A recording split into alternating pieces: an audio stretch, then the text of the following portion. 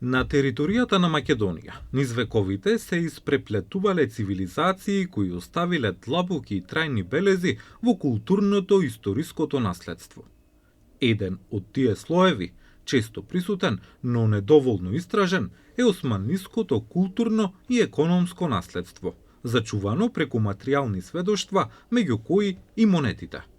Токму тие, тивки сведоци на историјата, се во фокусот на книгата Патувањето на парите, чиј автор е Даниела Николова. Публикацијата представува резултат на долгогодишно истражување и обработка на нумизматички материјал од османлискиот период, со посебен акцент на локалните ковници во Скопје и Кратово. Резултатите од истражувањата покажуваат дека на самиот почеток дека монетите потекнуваат од две значајни локални монетоковачници, а тоа се Скопската и Кратовската монетоковачница, кои биле отворени и биле продуктивни речиси 150 години со многу мали паузи во рамките на некогашната Османлиска империја.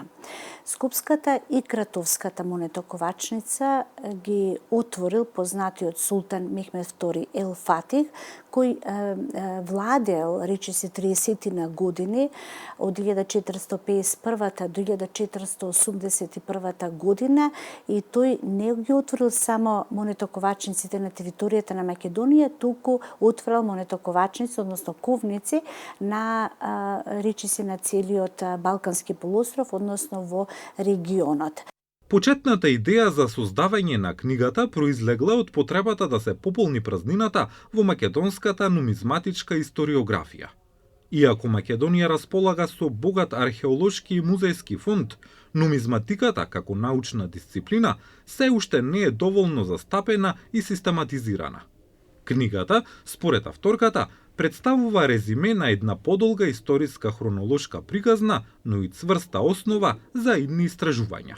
Би сакала да нагласам дека Османлиската империја беше една од главните политички, социолошки и културолошки феномени, и таа долго време ја диктираше и ја моделираше светската историја. Исто така на овие простори живееле различни народи и верски заедници. Тие говореле различни јазици, имале различни верски убедувања и различни обичаи и традиции. Тоа долго траело, значи неколку векови, и тие делеле еден исти заеднички животен простор, живееле тука на овие простори, и секако дека тоа беше една од инспирациите, и тие си влијале верски и културолошки едни врз други. Повод беше, ме инспирираше и то богато културно, материјално, движно културно наследство и духовното кое што и денес го имаме, постои. Фокусот на османлиската нумизматика, особено на ковниците во Скопје и Кратово, не е случаен. Овие градови имале значајна економска и административна улога во рамките на Османлиската империја. Кратово, со својата силна рударска традиција, бил еден од најважните центри за експлоатација на сребро, додека Скопје се развивало како административен и трговски јазул. Монетите откриваат податоци за економските текови, политичката стабилност и културните влијанија во различни периоди од османлиското владење.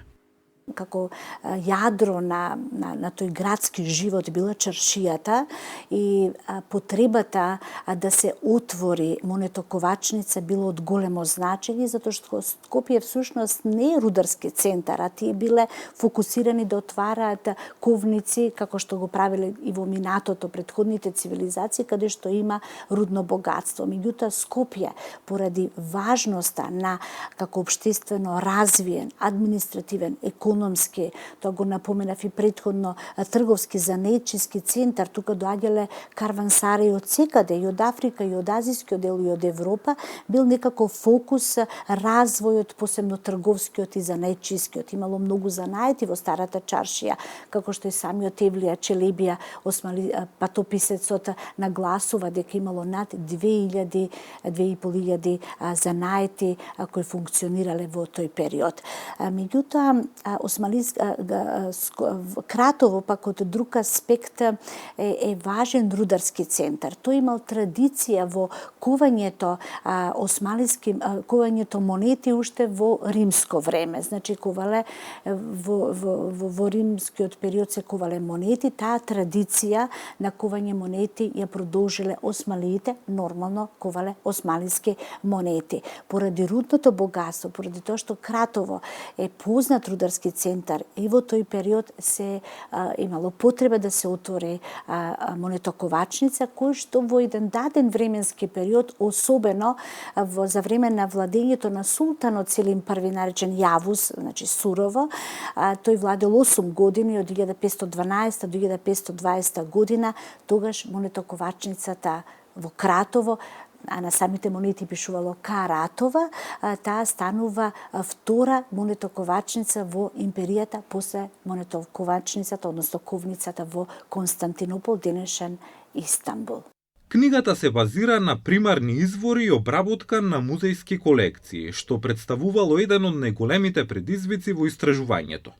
Пристапот до материјалите, нивното каталогизирање и точно толкување барале внимателна анализа и споредба со поширокиот османлиски монетарен систем, кој се темелел на традициите од антички Рим, Византија и исламските држави на истокот. Поради строгите исламски правила на монетите во османлискиот период, секаде во монетоковачниците има отсуство на ликови. Има исклучиво само арабески и писмо на аверсната страна.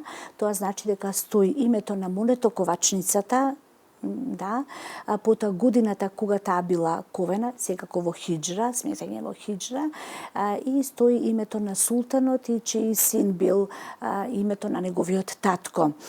Така што, меѓутоа има тука и доста символики кои што јас ги учев и ги совладав уште на самиот почеток, како да се открие монетата, во која година е кована на султанот. Тоа одредуваше самите монети, го одредува времето, не само времето, него и економскиот развој во османлискиот период. Затоа што еден дел од султаните кои го посетувале румелискиот дел од Балканот, увиделе, речеме, султанот Сулејман, законодавец в канони, познатиот султан, тој ги посетил и Кратово и Скопје и останатите монетоковачници на балканскиот дел, значи во регионот, и тој увидел дека тие немаат доволно тежина, дека се лошо изработени, дека среброто се меша со бакар.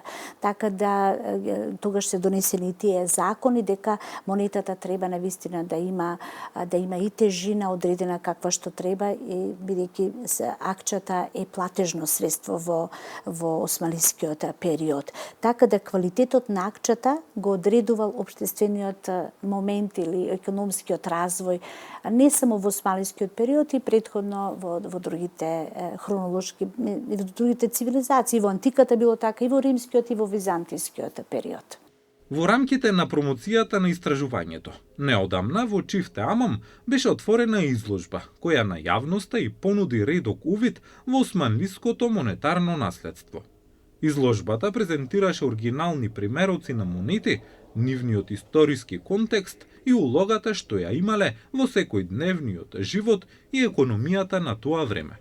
Целата приказна, односно содржината од монографијата ја поставивме како изложба, значи на паноа, и секако беа изложени и предмети, меѓутоа сите главни моменти кои што се фокус, не само колекцијата нумизматичка, туку и ова што досега говоревме за самиот период, беа изложени во Чифте Амам, и покрај тоа беа представени и монети и предмети, меѓутоа сепак поврзани со монетарниот систем.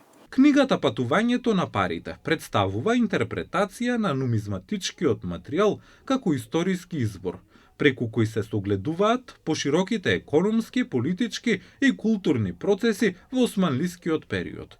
Истата е издадена со поддршка на Институтот Јунус Емре од Скопје и општествено одговорни компании.